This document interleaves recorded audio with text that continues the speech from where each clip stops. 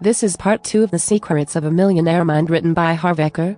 In his book, Eker talks about the 17 differences between rich people and poor people. Part 1 already covered 5 differences. If you didn't watch it yet, the link is in the description below. Difference number 6. The rich know what they want and are committed to getting it. The poor just want to be rich. The poor just want to be rich, but they don't know what a rich life looks like for them. If you don't know exactly what you want, then you're getting nowhere. The rich don't send contradictory messages, only the poor do.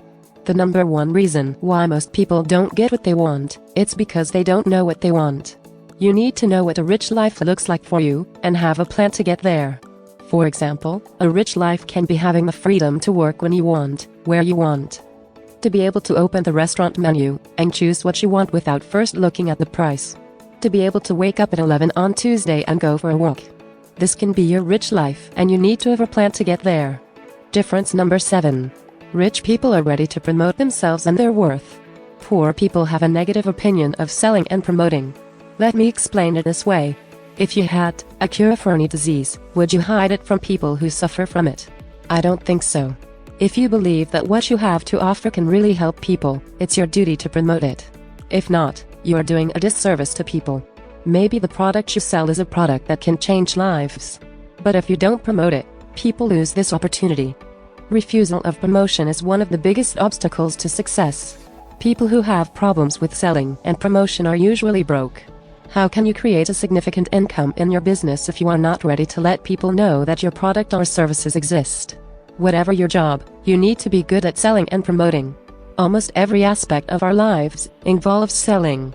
For example, when you try to convince your partner to go to a restaurant instead of shopping, you sell. When you try to convince your son to study, you also sell. Difference number 8. The rich believe in me creating my life, the poor believe in life happens to me. If you want to create wealth, it's important that you believe you're the one behind the wheel. Poor people go through life as passengers. In contrast, the rich are always sitting behind the wheel. Have you ever noticed that it's usually the poor who spend a lot of money to play the lottery? In fact, they strongly hope that someone will come and get their name out of a hat and provide them with money, which will allow them to become rich. The poor also justify their situation. They say things like money is not important, happiness and love are important. This kind of comparison is not correct. Let me ask you a question. Is your leg important or your arm? You're probably thinking, what stupid question. Of course, the two are important. You are absolutely right. The two are important. In the same way that money and happiness are both important. The poor also blame others. It's never their fault, it's always the fault of others. They always behave like victims. Another reason why the poor stay poor. It's the fact that they complain. When people complain, they focus on what's wrong with their lives.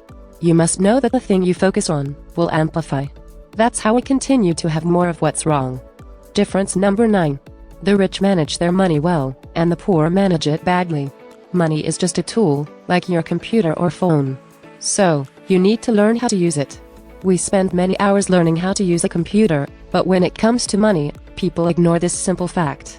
They don't want to pick up a book to learn how money works and how to manage it. So, when it comes to learning how to handle it, many people fail. Given the number of poor people who complain about their financial situation, one might think that it makes sense to learn the basics of money. But this is almost never the case. The rich are not smarter than the poor. They simply have different and more money-friendly habits. To master money, you need to manage it. Saying I will start managing my money as soon as I have it.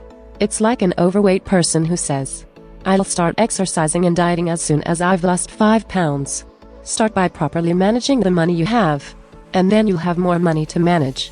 If your son doesn't even know how to handle and maintain his bike, would you buy him a car? Of course not. The same logic applies to the universe and to you. The universe says, until you show that you can handle what you have, you won't have more. The most important thing is to exercise the muscles of money management, so that it becomes a habit. It's very important to start by creating the habit. The author recommends creating 5 accounts. The investment account, the leisure account, the education account, the donation account, and the expense account. You must invest 10% of your after-tax income in your investment account, and recommends putting an equal amount of 10% on your leisure account. The money in this account must be spent at the end of the month on fun activities. You need to spend this money in a way that makes you feel rich and happy. Because if you don't, you will end up sabotaging your other accounts. Difference number 10. The rich are bigger than their problems. The poor are smaller than their problems. The secret to success is not trying to avoid or get rid of these problems. The secret is to develop in such a way as to be greater than any problem. It doesn't matter if you are rich or poor. You will face problems. The size of the problem is never the problem. What matters is your size. The bigger the problems you can handle, the bigger your business is. The more responsibilities you have, the more employees you have, and the more money you have. The things we call problems are just situations. We make it a problem.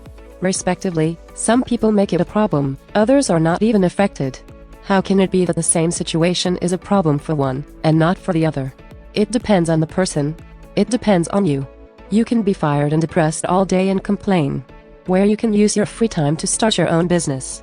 Difference number 11. The rich are excellent receivers. The poor are bad receivers. A bad receiver is a person who cannot receive well. And what do we receive? We receive praise, compliments, money, gifts, and many other things. Many of us have difficulty receiving such things. The author says that we are conditioned in this way. Growing up, we heard things like "it's wrong, what did you do?" These phrases reinforce the feeling of not being good enough. And not feeling good enough is one of the reasons why we are bad receivers. From now on, accept everything someone offers you. If someone tells you that you are beautiful, say thank you. Instead of, "What? No. I look horrible today." It's as simple as that. Just say thank you, and receive your compliment. The part 3 of the secrets of the Millionaire Mind will be coming up soon, so don't forget to subscribe, and click on the notification bell, to not miss out on any new videos. Thanks for watching.